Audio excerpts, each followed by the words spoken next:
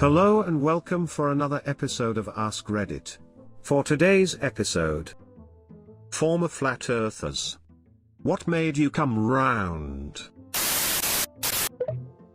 Kyrie Irving hasn't been doing press conferences. Man's just disappeared from the court like he fell off the disc. He be wishing the earth was round now. Nah man. He wants to hide in the corners. If the earth is round, he'll eventually be found. Kyrie Irving, out of the loop. Had to Google the shit. For others similarly unaware. www.espn.com NBA/story/Kyrie Irving, Cleveland Cavaliers, believes earth flat. This is surprising. Ball is round, why can't earth be round? What the fuck are you talking about? Basketballs are flat. The Mobius Strip earthers had more compelling arguments. No, there would be no need for arguments, since we're all on the same side. I was going to argue with you, but while I composed my reply, I came around. Read this comment, and kept scrolling. And then spent a whole 5 seconds to come back and upvoted when it finally sunk in. What an unexpected twist. Quote I got from somewhere. For 5 years I believed the earth was flat. Then I turned 6. Explain, like I'm 5. You'll understand when you're older. Just realized that response applies to almost all explain like I'm 5. I convinced a flat earther temporarily, by asking him if it was possible for a sphere to be so large that you could not tell it was a sphere by simply being on the surface of it. It took him a while. I used an analogy of an extremely long line that was so slightly curved you could not tell so by looking at a small section of it. Eventually he said yes to the sphere and I told him that was how big the earth is. A few days later he reverted. Most of these people aren't mentally stable, they believe in a lot of conspiracies. Corny edit, but as connoisseur of flat earth content my personal favorite is Professor Dave on YouTube. He is an underappreciated dude who just had a science channel on YouTube and got brigaded by flat earthers for an unrelated video. He made like 6 video responses in total just owning these guys, but they eventually gave up. Check it out. What I like to do is use telescopes. This telescope is strong enough to see distant stars and galaxies? Yes. Okay. Look out this direction across the ocean. Can you see Europe? Rest in peace my inbox. Stars are not as far as NASA tell us. They are much closer than Europe, on the edge of the dome. Actually, no matter what you say, they'll find a nonsense explanation, until finally get to because God made it this way. Which is the main reason why they believe in flat earth anyways. Look, it's really easy. If the earth is flat, there would be an edges. And there would be a fucking Disney park at the edge, and we could bungee jump off the side and paraglide into the void etc etc. Someone would be making an absolute shit ton of money off of it, if it existed. Guess what? Nobody is doing that, and in this world where absolutely everything is exploited for profit, if no one is making money off of it, it does not exist. No edge. Not flat. Get a clue. Let's not forget it'd be the cleanest and success guaranteed suicide. I mean, depending what's down there. Unless it's an endless void and all you do is keep falling until you starve. You know what? Never mind. And if that was the case, it would be the best way to dispose of toxic waste and garbage. Just cheat it into the fucking void. I watched a documentary about flat earthers called Truth Behind the Curve, and my analysis from watching that these flat earthers are a group of people who found a community to be a part of. It's a shame their community is based on a lie, but I saw a bunch of people who were to be part of a community. Most of the people were social awkward and whatnot, and saw an opportunity to be an influential figure within the community, so they double down on their flawed logic. The more against you are of them, the harder they rep their flatness. I see flat earthers as a group of lonely people looking for a community that will accept them. WTF did not expect this comment to blow up. Thanks for the silver and the dialogue everyone. They actually did an experiment, and that if they got one result, the earth was flat, if they got the other, it was round. Experiment showed that the earth is, drum roll, round. They claimed it was human error that caused the wrong result. They also spent $20,000 on a very precise gyroscope. Of course, it showed a 15-degree-per-hour drift, thus proving the spherical Earth. They didn't accept this result and blamed it on picking up the rotation of the heavens. So they did another experiment with the gyroscope in a zero-Gauss chamber so that the sky wouldn't affect it. Same result. And they still claim something else must have been wrong. There is nothing that will convince these people. At least these deeper entrenched bigger name people are too far in and can't ever leave their group that they are so tied to. I also believe a lot of the higher up people absolutely do not believe the earth is flat and are just grifting people for the money. Fame and admiration are one hell of a drug. I was debating a flat earther in Mexico, and I asked him about how GPS worked if there were no satellites. He said that they had devices in the ground to route you. I told him the Mexican government is barely able to put decent water pipes in the ground. Would he really think they had the tech to put routing devices in the ground? He chuckled with a 1,000-mile gaze. I mean, with all the money go to routing devices in the ground, no wonder there is no money left. Shit. He's got a point. Lol, thankfully they can't put together any sort of real debate to save their lives. This is a funny sort of trump card that doesn't really make sense. But in the moment I'd maybe be taken aback and have to concede I don't believe it. But if that's what they believe I can't honestly dispute it. This is why arguing in good faith sucks, haha. A serious answer here. The thing that made me stop was just the question, why would NASA lie to you? I will try replying to all of you all. But we'll go to a study hall so I'll reply later. This a solid point. There's no way 70,000 scientists could keep it a secret.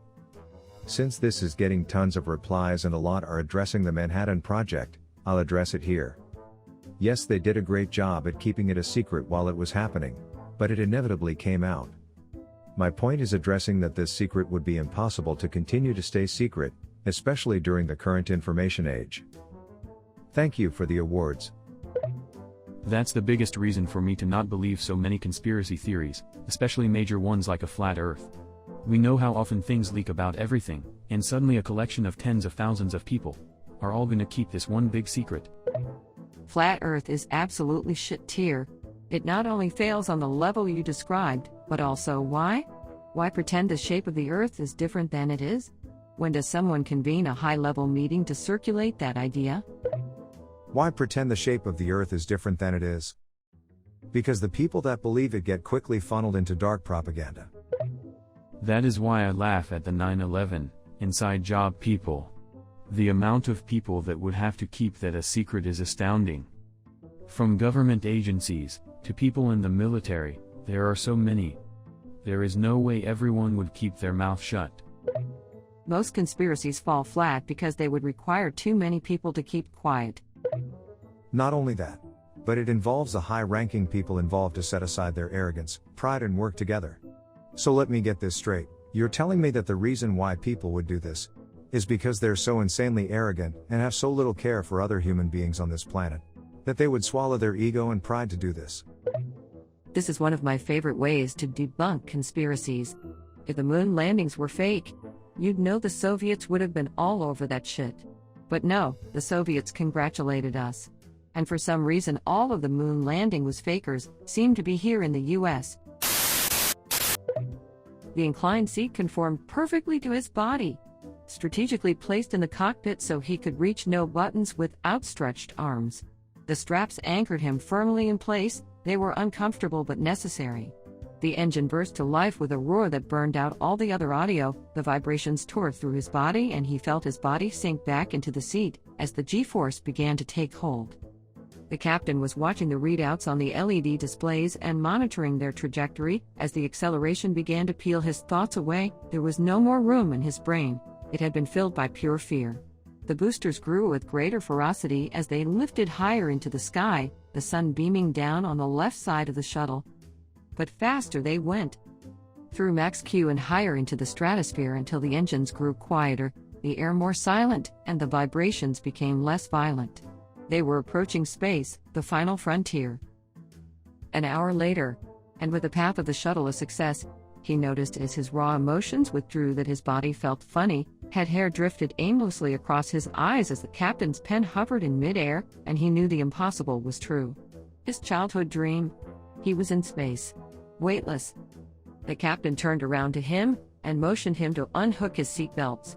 He did as he was commanded. They both left their chairs and glided over to the tiny glass windows to overlook the magnificence of Earth. "What do you think now?" said the captain.